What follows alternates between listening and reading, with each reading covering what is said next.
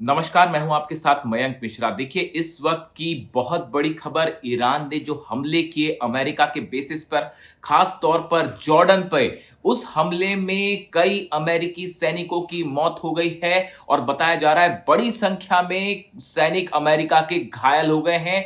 ये बहुत बड़ा झटका है अमेरिका के लिए। देखिए, मैंने आपको पहले ही अपने वीडियो में ये बात बताई थी कि जो हमले ईरान की तरफ से हो रहे हैं, इससे बड़ा नुकसान हुआ है जॉर्डन में, कतर में, कुवैत में, बहरीन में, और तस्वीरें सामने आने में वक्त लगेगा। जो अमेरिकी सैनिकों की मौत हुई है, उनके कंफर्मेशन में वक्त लगेगा, ये बात मैंने आपको बताई थी। और अब देखिए, एक बार फिर खबर सही साबित हुई, दावा सच साबित हुआ।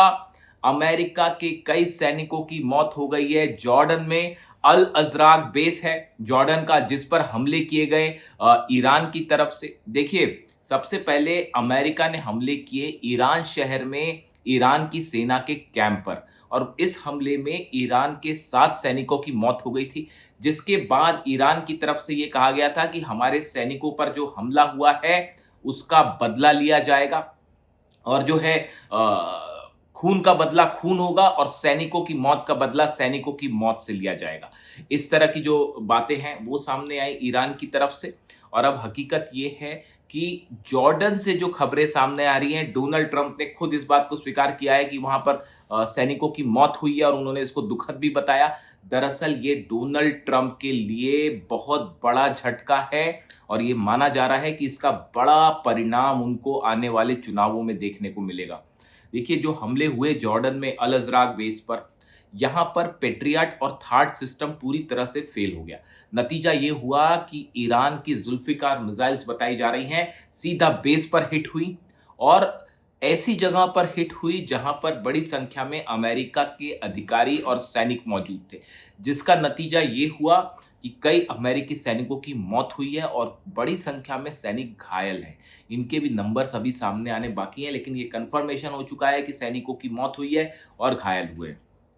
पेट्रियट सिस्टम यहाँ लगाए गए थे कि अमेरिका की जो बैलिस्टिक मिसाइल्स आ रही हैं उनसे बचाव के लिए, लेकिन पेट्रियट सिस्टम पूरी तरह से फेल हो गया। और आप देखिए, करीब 1.5 से 2 बिलियन डॉलर इसकी कीमत है। अमेरिका ने बड़ा इन्वेस्टमेंट किया था जॉर्डन में, कतर में, कुवैत में, बहरीन में डिफेंस सिस्टम को लगाने के लिए, लेकिन नतीजा ये हुआ कि ईरान की मिसाइल्स नहीं रोक पाई और जॉर्डन का बेस तबाह हो गया। ऐसी खबरें जो हैं वो आ रही हैं कुवैत से। कुवैत में अली अल सलेम बेस पर भयानक आग लगी, और यहाँ पर भी जो ड्रोन स्ट्राइक हुई शाहिद 136 से, और इसके अलावा जो बैलिस्टिक मिसाइल्स ईरान ने दागी, इससे कुवैत में अली अल सलेम बेस पर बड़े नुकसान की खबरें हैं। रडार्स तबाह हैं, अर्ली वार्निंग सिस्टम तबाह हैं, और बताया ये भी जा रहा है कि यहाँ पर जो हैंगर्स थे जहां पर F-18 जेट्स खड़े हुए थे, उनके ऊपर मिसाइल्स गिरी हैं। यानी ऐसे भी दावे हो रहे हैं ईरान की तरफ से कि बड़ी संख्या में अमेरिका के फाइटर जेट्स तबाह कर दिए गए।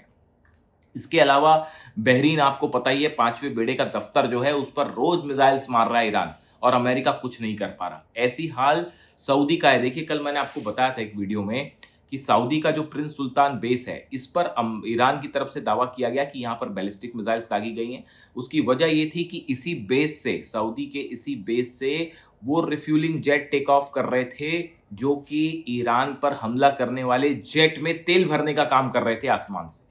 इसीलिए ईरान की तरफ से कहा गया था कि अगर आप अपने बेसिस का इस्तेमाल अमेरिका की सेना को करने देंगे तो आपके बेसिस पर हमला होगा। ईरान ने साफ बात कही है कि अरब देशों से हमारी कोई दुश्मनी नहीं है, अरब देशों की जनता से हमारी दुश्मनी नहीं है, लेकिन अगर अरब देशों की जमीन का इस्तेमाल ईरान पर हमले के लिए होता है तो अरब देशों का एक भी अमेरिकन बेस नहीं बचेगा। अगर ईरान के इंफ्रास्ट्रक्चर पर हमला हुआ तो दुबई, सऊदी, दोहा सब जलेंगे, और सबके इंफ्रास्ट्रक्चर पर भी हमला होगा। यहां पर कोई ब्रिज नहीं बचेगा, ऑयल रिफाइनरी नहीं बचेगी, पोर्ट्स नहीं बचेंगे। ये सीधा सीधा धमकी ईरान की तरफ से आई है, जिसके बाद अरब देशों में खलबली मची हुई है। देखिए, ये ईरान की इस जंग में, इस दौर की जंग में जो 7 दिन हुए हैं अभी, सीज फायर के बाद कि इस पे ईरान भारी पड़ रहा है अमेरिका के ऊपर और अरब मुल्कों के ऊपर। इसके अलावा देखिए ईरान की तरफ से बड़ा ऐलान कर दिया गया है, जो एमओयू हुआ था, समझौता हुआ था, उसको ईरान ने रद्द कर दिया है, कैंसिल कर दिया है। यानी अब एमओयू पूरी तरह से भंग हो चुका है, खत्म हो चुका है। ईरान की तरफ से कहा गया कि अमेरिका ने इस एमओयू की समझौते की शर्तों का पालन नहीं किया, ईरान पर हमला किया, लिहाजा हम इसकी सभी शर्तों को खारिज करते हैं, खत्म करते हैं। देखिए इसीलिए मैं बार बार कहता हूं आपसे कि अली खामेनी साहब ने पहले ही ये बात कही थी कि अमेरिका पर विश्वास नहीं किया जा सकता, समझौता नहीं हो सकता, अमेरिका रिलायबल नहीं है। अली खामेनी साहब ने 30 साल तक ये बात कही, उसके बावजूद जो है समझौते की, टॉक्स की कोशिश की गई ईरान की तरफ से। देखिए ईरान का कहना ऐसा था कि हम जंग नहीं चाहते, लेकिन अगर हम पर हमला होता है हम जवाब देंगे। कुछ नेता ईरान के हैं जो शायद इस पक्ष में थे कि बातचीत की जाए। बातचीत की तमाम कोशिशें हुई, लेकिन सच वही बात साबित हुई जो अली खामेनी साहब ने कही थी हमेशा। और इसीलिए मैं इस बात को अक्सर दोहराता हूं कि अली खामेनी साहब हमेशा इस पक्ष में थे कि ईरान के साथ कोई बातचीत नहीं होनी चाहिए और जंग का जवाब जंग से दिया जाना चाहिए। यही पॉलिसी है जो 30 साल तक ईरान ने फॉलो की। और अली खामेनी साहब ने हमेशा ये बात भी कही कि ईरान का स्टैंड हमेशा ये होना चाहिए कि किसी भी तरह का कोई समझौता किसी भी नेशनल इंटरेस्ट से ना हो। यूरेनियम ईरान का है, न्यूक्लियर प्रोग्राम ईरान का है, ईरान के साइंटिस्ट ने डेवलप किया है, क्यों समझौता किया जाए। और अब देखिए अल्टीमेटली ईरान की सेना अब अली खामेनी साहब के दिखाए रास्ते पर आगे बढ़ रही है और लगातार हमले हो रहे हैं। इसके अलावा बड़ी वार्निंग, बड़ी खबर एक और है, ईरान की तरफ से ये बात कह दी गई है कि अगर हमले जारी रहे अमेरिका की तरफ से तो अब अगला बड़ा हमला होगा दुबई के ऊपर, अगला बड़ा हमला होगा रियाद के ऊपर। देखिए जो तस्वीरें आ रही हैं ईरान में, जो हमले हो रहे हैं अमेरिका के, उसमें ईरान के बेसिक इंफ्रास्ट्रक्चर को नुकसान पहुंचाने की कोशिश हो रही है। पुल तोड़े जा रहे हैं, ट्रांसपोर्ट्स के जो सेंटर हैं वो तबाह किए जा रहे हैं, सड़कें और हाईवे तबाह किए जा रहे हैं। इसके पीछे एक बड़ा प्लान है, बड़ी साजिश है। देखिए अमेरिका ये चाहता है कि जो कोस्टल इलाके हैं, जैसे केशम आइलैंड हो गया, हॉर्मुज के आसपास की जो द्वीप हैं, लारक द्वीप हो गया, अबू मूसा हो गए, किश आइलैंड हो गया, ये कोशिश है अमेरिका की कि हमले करके इन द्वीपों से, इन आइलैंड से ईरान की मेन लैंड का संपर्क तोड़ा जाए, कमजोर किया जाए, ताकि इन द्वीपों पर ग्राउंड ऑपरेशन करके कब्जा किया जाए। अमेरिका की मंशा है खार्क पर कब्जा किया जाए, केशम आइलैंड पर, अबू मूसा पर कब्जा किया जाए, और इसके लिए पीछे की सप्लाई लाइन तोड़ने के लिए हमले हो रहे हैं। बीती रात भी बड़े हमले किए गए हैं और बताया जा रहा है कि केशम आइलैंड पर 10 से 12 लोकेशन पर टॉम हॉक मिसाइल से हमले किए गए हैं, फाइटर जेट से हमले किए गए। ये हमले जो हैं कोस्टल इलाके में बीती रात ज़्यादा हमले हुए और उसका नतीजा ये है कि ईरान की तरफ से भी बैलिस्टिक मिसाइल फायर की गई हैं एक बार फिर। और बताया जा रहा है कि बहरीन में, कुवैत में और जॉर्डन, तीनों जगह सायरन बज रहे हैं हमले के।